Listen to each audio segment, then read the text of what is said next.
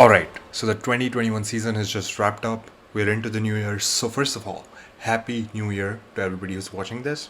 And to get started with the new season, I want to look back at all the drivers and their performances. And what better way to rank their performance than the famous tier list that everybody's been making? So, today, we're going to make an F1 tier list about all the drivers and see how they've performed this season and where I think they stand on my tier list. And you guys might think, why this whole breaking news segment? Because the breaking news is that 70% of you guys are not subscribed to this channel.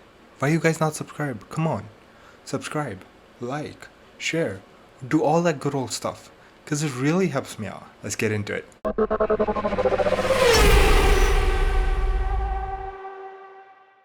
Alright, so before I start the video, let me get my analytical glasses on and get right into it. So here's our tier list. So I'm gonna start with the most obvious ones, and we're gonna work our way from there. So let's get started with the basic and the most important ones. Our world champion. Yes, ladies and gentlemen, we have a new world champion. Max Verstappen is the 2021 Formula 1 world champion. Be it how it is, whatever happened in the last days happened.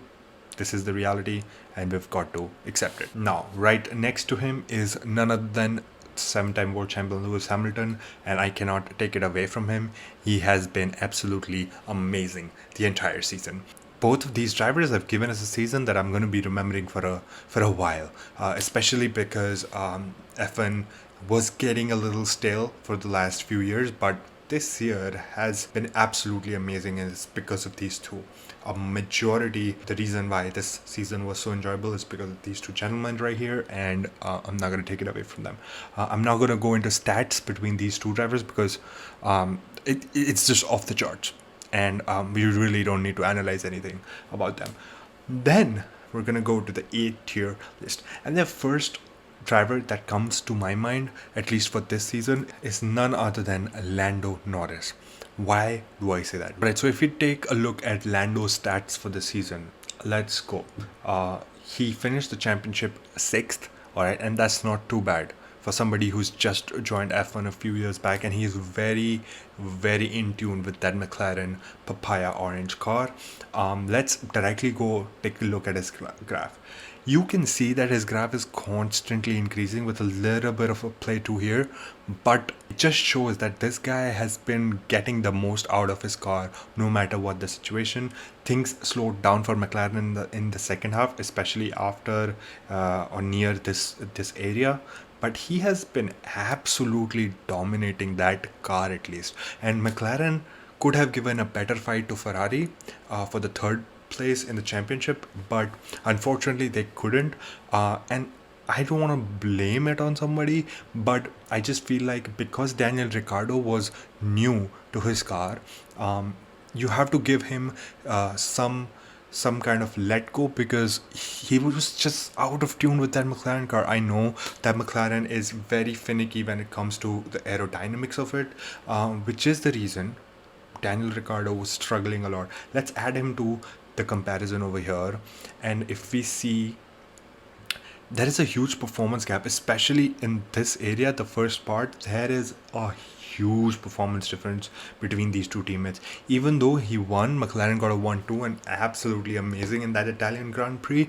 but we can still see that Daniel Ricciardo had a huge performance gap. I know he was struggling, but Ricciardo is an amazing driver, but this season unfortunately wasn't his best, and that is exactly why I would unfortunately have to put Ricardo in the B tier just for this season. I really expect him to be in this, and he is a driver who deserves to be in an A, and a lot of people would say otherwise, but no, the season was not his best. Alright, speaking of Carlos Sainz, he switched his teams from McLaren to Ferrari, and for a guy who switched his team in the first year itself, he got so used to that Ferrari and so in tune with the Ferrari. He's been on the podium this season, he's done well, he's getting good performance out of that Ferrari package, even though it wasn't the best Ferrari had to offer.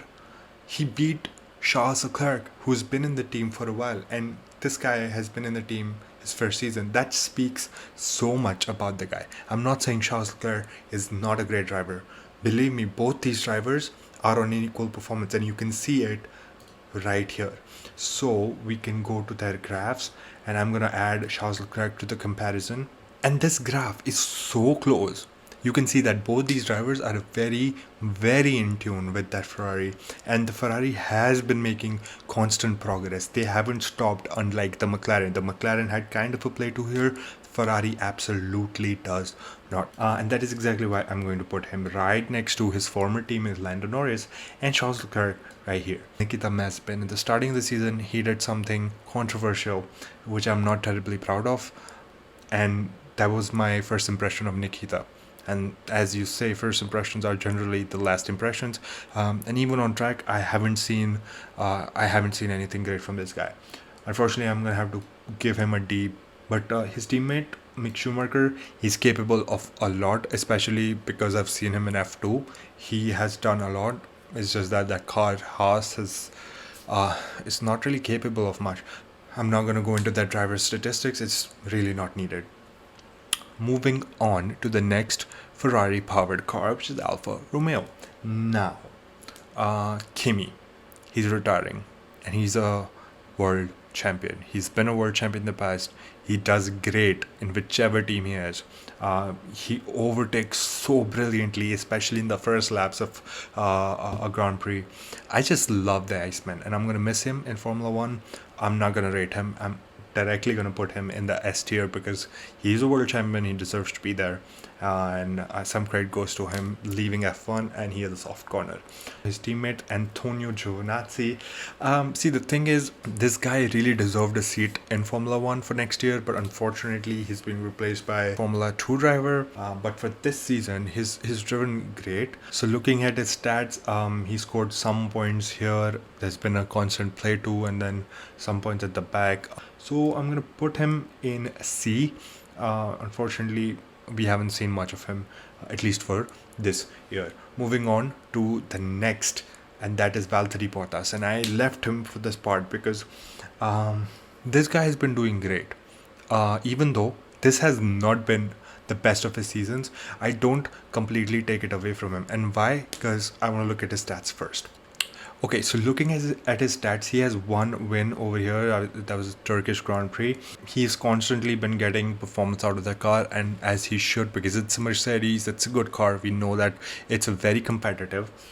But this first part of the season, at least till here, there had been some issues that he's been getting. He completed on the podium on third a number of times. Look at this, with one win over here. He acted as a support for Lewis for a long time, but this season I just felt like he lost all his motivation to even compete for the title. Up till last year, I saw Valtteri making moves, trying to fight the Mercedes team, that he is an equally deserving driver, but Lewis obviously got the best out of him. But this season, he was under pressure of losing a seat in Formula 1. Fortunately, he got a seat at Alfa Romeo. I absolutely love Valtteri. His driving is amazing, and I'm gonna have to put him in an A tier. I cannot put him anywhere else. He deserves a very good seat in Formula 1. I wish he could compete for the title, but I'm good with him still staying in F1 and not leaving. Alright, speaking of Mercedes drivers, let's talk about the customer teams for Mercedes, and starting with none other than Aston Martin. Lance Stroll, I haven't seen much out of this young guy. Even though he's been in Formula 1 for a while, he's been on the podium a couple of times. Don't see that zeal or that star mentality that generally these people have. I'm going to have to put him here. Speaking of his teammate, Sebastian Vettel, he's been on the podium this year. He's getting good performance out of that car. And if you look at the graph, right, Sebastian Vettel has had that difference between Lance Stroll. And you can see that right here in this graph. And so I'm going to put Sebastian right next to Daniel Ricardo in the B tier. Next, Mercedes powered teams, Williams. Starting with George Russell. This guy has been amazing this season. And why, I want to show you guys. Now, if you look at his stats, There's something amazing to see here. There's this one spike where he won in the Belgium Grand Prix, and even though that race was finished behind a safety car because of the rain and whatnot, the way he drove that car in that rain during that qualifying, whatever it may be, if you go back and you look at that whole lap that he did with that car, it just shows that that guy has the driving style one needs to be world champion. George definitely goes in the A tier this time. I'm gonna put Nicholas at C. I still need to see something from this guy. Moving on to the next team, which is the Honda powered Red Bulls, right? Starting with Sergio Perez. I talked about Max Verstappen. Sergio Perez, even though this guy should be here, no doubt, his driving is amazing. His performance this season has been amazing. And I'm not going to look at his stats. But one thing that's really hurting me about this driver is the fact that he's just become a teammate. He's not an F1 driver who's competing to win. He's happy letting Verstappen win. He's just been given a role of a wingman, and he's playing that perfectly, which is good for Red Bull. But he's doing that happily. I've seen Valtteri Bottas fight for his position with Lewis Hamilton because he wanted to prove that he is championship winning material. At least he did that. Perez just comes into the team and be like, okay, I'm just gonna support this guy win a world championship, which is fine if he's okay with it, but I don't really like that because Formula 1 is all about competition. If you go back to 2016 and 2015, Lewis Hamilton and Nico Rosberg were at the tiptoes of each other, like literally kept each other in check and got the best out of each other. And that's the kind of sportsmanship and that's the kind of zeal that I want to see in an F1 driver. That's the only reason I'm going to put him in this tier. Moving on, AlphaTauri and Pierre Gasly have been on fire. Now if you look at this graph, the graph is constantly increasing. And the good thing that I want to show that proves my point directly is adding his rookie teammate Yuki Tsunoda to the comparison. And if we look at this graph, you can see that this performance difference is absolutely massive, which says that both the drivers have the same cars, but the driving style and the mentality by which they're driving this car is completely different. Now, don't get me wrong, Yuki, it was his rookie season. I don't expect him to come in and dominate the world of F1. You really don't, especially in this era of F1. That's really difficult to do. So I'm not saying Yuki is a bad driver. He's going right here.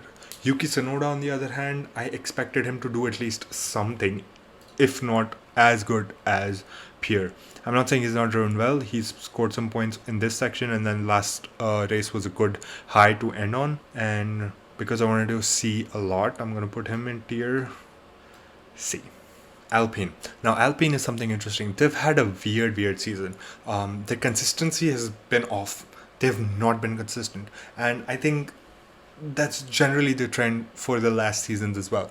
So that is exactly why even if I go into their stats, I want to go more into the driving style, their mentality with which they have been racing. Fernando Alonso came back to F1 and he is driving amazing. He's battling it out with Lewis Hamilton. He's battling it out with Vettel and the midfield, and honestly, it brings back a lot of memories. Fernando has been doing great, and I want to put him in an A tier list. And speaking of his teammate Esteban Ocon, he has been doing great as well. He was on the podium. He's done good. Alpine has had mixed results, as I've been constantly saying. Now, looking at his stats, he has had a constant uprising in his graph, and then suddenly a win over here that puts him at a good spot. And then again, a little bit of a play too. And then this last part, Alpine had some really good results. So his driving style has been good. Fernando has supported this young superstar in a very good way. So both the drivers have complemented each other, and their relationship has been as close as possible. And so I'm gonna put him in the A tier based on his car and based on the way he's performed. I feel like he deserves to be in the A tier. Anyways, this is my final tier list. Let me know what you guys think about it. Now, one interesting thing is that I have another video planned with Varun. He was in the Fanatics episode 1. He's made his tier list on his own as well. And we're going to compare our tier list and talk about it. So if you want to look for that, do check out our next video. Thank you so much for watching.